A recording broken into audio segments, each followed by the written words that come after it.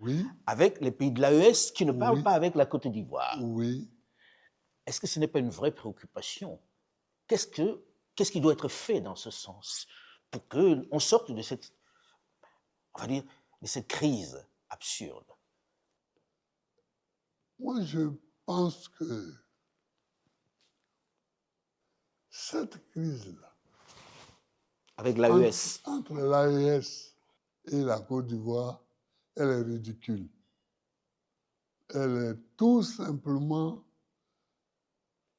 C'est de l'enfantillage, quoi. De la part de qui?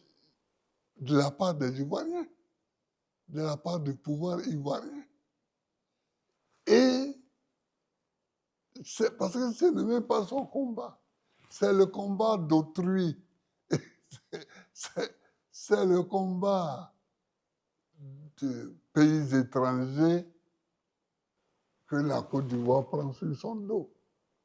Comment ça? Vous pensez qu'aujourd'hui... Oui. Or, la Côte d'Ivoire ne peut pas vivre sans être en bonne relation avec le Mali, avec le Niger, avec le Burkina Faso. Nous sommes Un bloc. Nous sommes un bloc.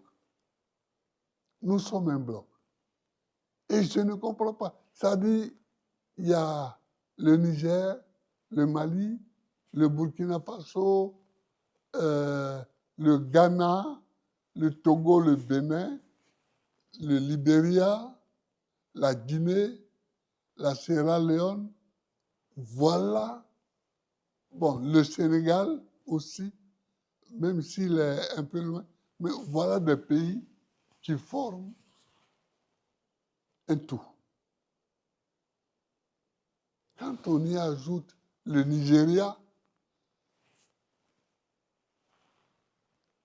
vous voyez, et on a grandi avec les Nagos du Nigeria, les Ghanéens.